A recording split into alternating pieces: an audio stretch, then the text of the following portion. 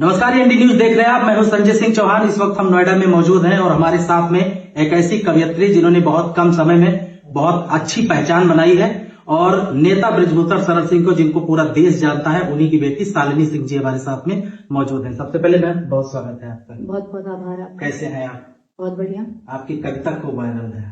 धन्यवाद। सबसे पहले शुरुआत करेंगे जो दबदबा वाली लाइन थी वहां से, वो लाइन क्योंकि बड़ी फेमस चल रही है।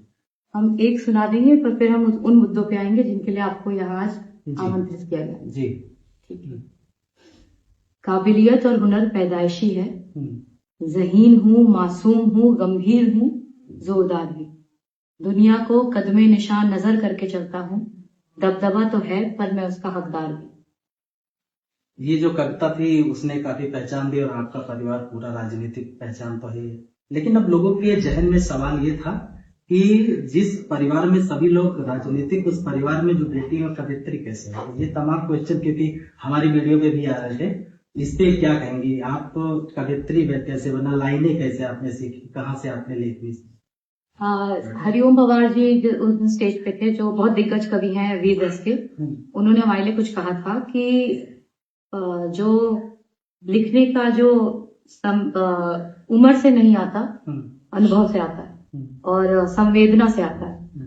तो हमारे आसपास जो घटित हो रहा था, हम उस क्षेत्र से हैं जहाँ पे हमेशा कुछ न कुछ ज्वलंत ही होता रहा, तो कलम लिखने लग गई। नेताजी क्या पहले घर में थे तो क्या नेताजी परिवार में लोग जानते थे कविताएं आप करते हैं? हमारे एक बड़े भाई थे शक्ति भैया, वो लिखते थे। उनके डेथ के बाद हमने उनको पढ़ना शुरू किया और फिर हमने कलम उठाई और सीखा लिखना। ये भी है कि कोई भी कला जरूरी नहीं है कि आपको पैदाइशी मिले। अगर आप चाहें तो कोई भी कला आप सीख सकते हैं। गोंडा की बेटियों को खासकर क्या मैसेज देंगे जिस क्षेत्र में? अगर अपनी परेशानियों की तरफ ही ध्यान दोगे कि ये नहीं मिल रहा, वो नहीं मिल रहा, मौका मिलता नहीं है, मौका लेना पड़ता है। तो हम उस क्षेत्र से हैं जहाँ पे 18-19 साल में शादियां हो जाती हैं। मेरी भी बहुत जल्दी हो गई और ये कविता लिखना, शूटिंग करना और बहुत सारी कलाएं मैंने उसके बाद सीखी। और तो किसी भी चीज से बंधो मत कि मुझे मौका नहीं मिलता। तो गोंडा की बेटियों से यही निवेदन है, मौका ले लो। नोएडा सिटीजन फोरम में आप जुड़ी जी, क्या उद्देश्य रहा जुड़ने का और किस दिशा में भी आपका? जुड़ने से पहले हमने पढ़ा इनके बारे में और इनके मुद्दों के बारे में। बहुत सारे फोरम्स होते हैं पर दिशाहीन हो जाते हैं। ये निश्चित काल में जो उन्होंने काम किया है, जिन जिन आवाजों को उठाया है, उनसे हम प्रभावित थे। तो कहते हैं ना, इन्फॉर्म डिसीजन था ये। ऐसा नहीं कि कोई हमें लाया तो हम चले आए।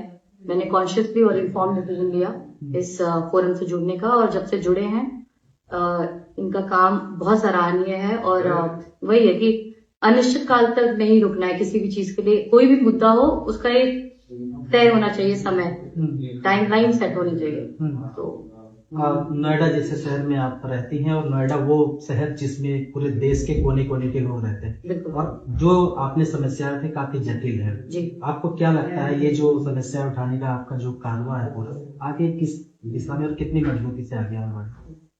ये जो चौथा स्तंभ है, जो आप है, आप बनी हमारी आवाज। हम प्राधिकरण का दरवाजा खटखटा चुके हैं, क्या बोलते हैं, प्रतिनिधियों का दरवाजा खटखटा चुके हैं। कहीं ना कहीं अगर इतनी जनसंख्या में आप आए हैं तो हमें आप सबल बनाएंगे।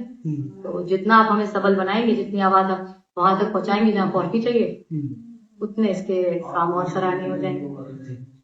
तो शालिनी सिंह कवयित्री भी हैं और समाजसेवी भी हैं। नोएडा सिटीजन फोरम में जुड़कर जो शहर की जो तमाम जनहित के जो मुद्दे हैं उसको उठाने का काम कर रहे हैं। आज प्रेस कॉन्फ्रेंस थी, इस दौरान शहर के जो विभिन्न मुद्दे थे उस पर इन्होंने बातचीत। कैमरा पर्सन के साथ संजय चौहान, एएनडी न्यूज, नोएडा।